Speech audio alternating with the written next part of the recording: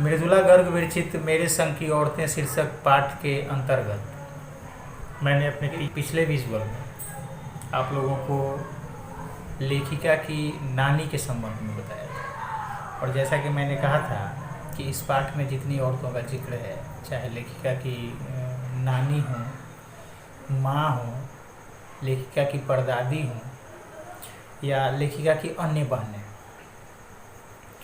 वो सब के सब लोग किसी न किसी मामले में असामान्य थे।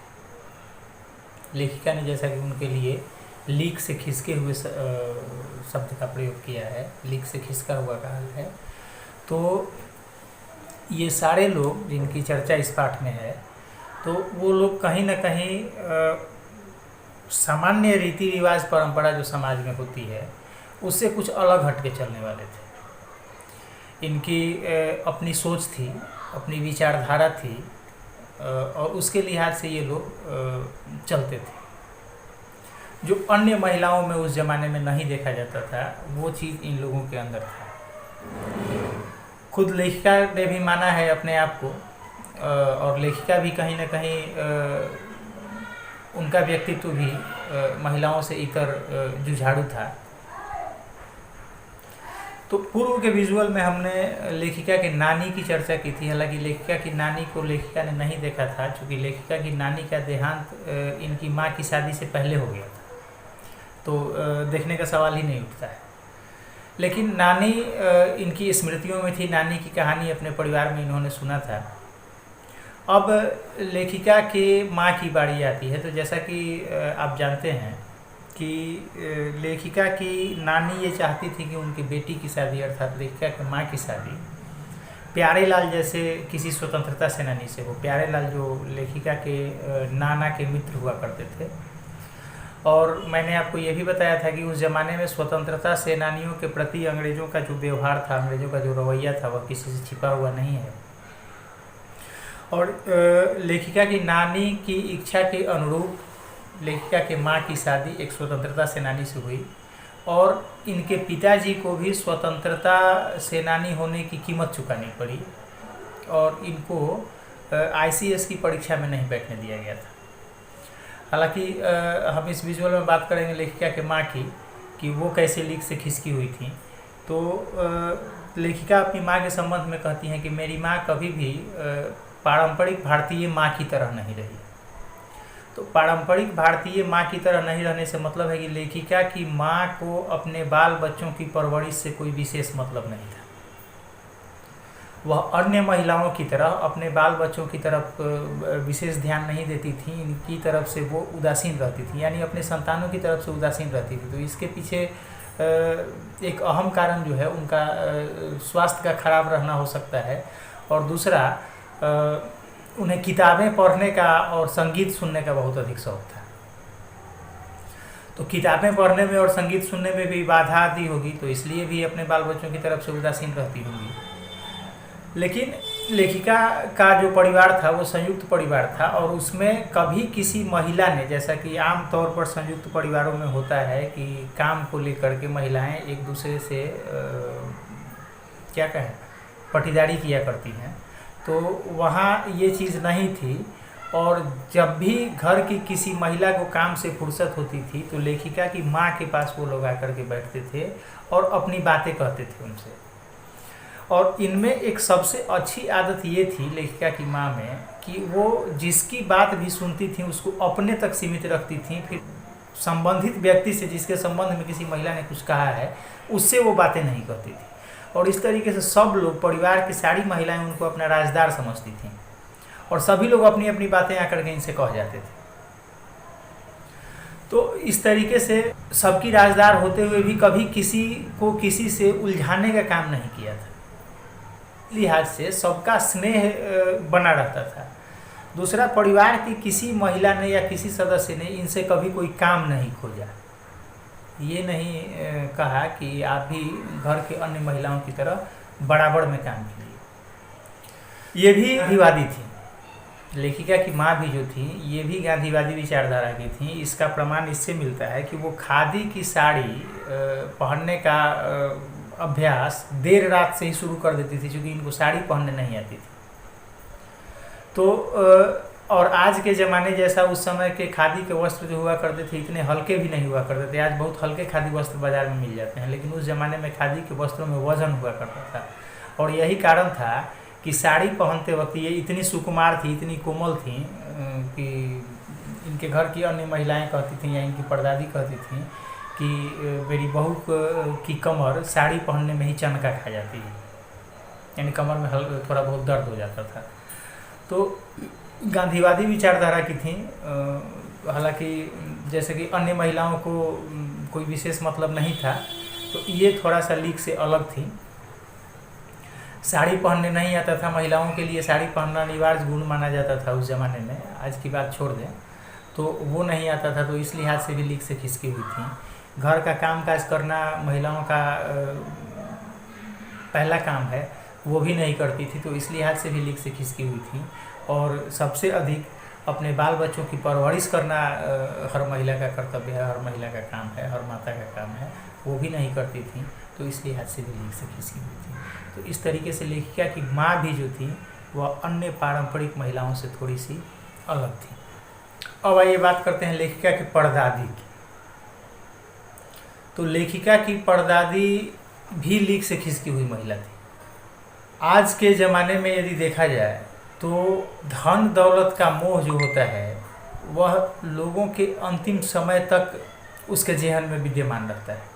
अपना हक, अपना स्वामित्व कोई छोड़ना नहीं चाहता है। लेकिन लेखिका ने अपनी परदादी के संबंध में बताया है कि उनके पास कभी भी, जब कभी भी 2 धोती से तीसरी धोती उनके पास आ जाती थी तो वह तीसरा किसी न किसी को दे दिया करती थी। धोती पहनती थी और 2 धोती से तीसरी धोती यदि उनके पास आई तो वह तीसरा किसी न किसी को दे देती थी। सबसे आश्चर्यजनक बात जो थी वो ये थी कि उन्होंने अपनी बहू के लिए, यानी लेखिका की माँ के लिए जा कर के दुर्गा माँ से मन्नत मांगा कि मेरे बहू की पहली संतान लड़की हो। ये तब की बातें हैं जब ये न के न प्रकारे न लोग लड़कियों को जन्म लेते ही परम धाम भेज दिया करते थे। परम धाम भेज दिया करते थे का मतलब है कि किसी न किसी तरीके से लड़कियों को मार दिया जाता था। ज़माना इतना डेवलप नहीं था, आज तो जन्म से पहले ही पता कर लेते हैं और पहले ही जो करना होता है कर लेते हैं। लेकिन उस ज़माने में चूँकि ये तकनीक नहीं थी तो इसलिए लड़कियों को या तो लोग चाहते थे कि लड़की का जन्म नहीं हो, और यदि जन्म भी होता था तो कई तरीके के नुस्खे अपनाए जाते थे। यदि सब करने के बाद बच भी गई कोई तो उसकी परवरिश वगैरह पे विशेष ध्यान नहीं दिया जाता था। तो इस मामले में लेखिका की परदादी जो है वो लीक से एकदम खिसकी हुई है। उन्होंने जो जा कर के भगवान से मन्नत मांगी, अपने ईश्वर से जो मन्नत मांगी, अपनी देवी से जो अपनी इच्छा जाहिर की कि हमारे बहू की पहली संतान जो हो वो लड़की हो। और कहा जाता है कि लेखिका की परदादी का तार जो था, उनके मन का अंतर मन का तार जो था वो ईश्वर से सीधे जुड़ा हुआ था। ईश्वर सीधे उनकी बात सुन लिया करते थे। आगे आप देखिएगा कि एक के बाद एक लेखिका की 4 और बहनें, यानी भगवान ने उनकी जो मांगी थी ना उनसे कहीं अधिक सुन लिया। एक बार कोई बारात गई थी और बारात में घर के सारे पुरुष सदस्य चले गए थे और महिलाएं रत जगा करने के लिए कुछ कुछ नाटक वगैरह करती हैं। आज भी होता है ये चीज़, ये परंपरा आज तक कायम है। तो महिलाएं वही सब कुछ कर रही थीं और लेखिका की माँ जो थी वह उनकी नींद में खलन नहीं आया, इसलिए कहीं घर से अलग जा कर के सो गई थी और घर में सिर्फ लेखिका की परदादी बची थी। चोर उचक्के भी इस मौके की तलाश में रहा करते थे और एक चोर घुस गया लेखिका के घर में। इत्तेफाक से वह उसी कमरे में चला गया जिसमें लेखिका की परदादी सो रही होती और लेखिका की परदादी ने उस चोर से पानी मांग लिया, पानी ला। चोर बेचारा हक्का बक्का कि अब तो हमारी चोरी पकड़ी गई। उसने लोटा उठाया और कुएं से जा कर के पानी लाने के लिए जब गया तब तक उसको लोगों ने पकड़ लिया। फिर परदादी ने आकर के बचाया, उसके दिए गए लोटे के पानी को पिया और उस चोर को भी पीने के लिए कहा। चूँकि ऐसे ही उसकी प्यास बढ़ गई होगी जब लोगों ने पकड़ लिया होगा उसको तो। और परदादी ने कहा कि अब एक लोटे से पानी पी करके हम माँ बेटे हुए, अब तुम्हारी मर्जी, तुम मन करे तो चोरी करो, मन करे तो खेती करो। और वह चोर जिसको लेखिका की परदादी ने पकड़ा था, लेखिका बताती हैं कि अब वो बूढ़ा हो चला है और अभी भी खेती करता है। यानी लेखिका का जब जन्म हुआ, लेखिका जब बड़ी हुई तो उन्होंने देखा था उस व्यक्ति को जो उस रात चोरी करने के लिए लेखिका के घर में दाखिल हुआ। देखिए, यहाँ 2-3 बातें सामने आती हैं लेखिका की परदादी के संबंध में। वो ये है कि एक तो महिलाओं के प्रति या कन्याओं के प्रति, लड़कियों के प्रति लेखिका की परदादी का रुख जो था वो अन्य उस जमाने की महिलाओं से अलग था, सकारात्मक था। वो चाहती थी कि हमारे घर की पहली संतान जो हो वो लड़की हो। दूसरा, लेखिका की परदादी घर में रहते हुए भी, पारंपरिक महिला का जीवन बिताते हुए भी, वो एक तरीके से समाज सुधार का काम किया है उन्होंने। एक चोर उचक्के को किसान बना दिया, खेती करने वाला बना दिया। उस ज़माने में छुआछूत की भावना सर चढ़ करके बोलती थी, तो एक ही लोटे से खुद भी पानी पिया और चोर को भी पिलाया। यानी इस चीज़ को भी नहीं मानती थी। आवश्यकता भर चीज़ें अपने पास रखती थीं और आवश्यकता से अधिक उनको जो लगता था कि नहीं मेरे लिए आवश्यकता से अधिक है, तो उसको वो दूसरे को दे दिया करती थी। जैसे कि हमने कहा कि 2 धोती से अधिक जब भी उनके पास तीसरी धोती हुई है उन्होंने उसको दे दिया है।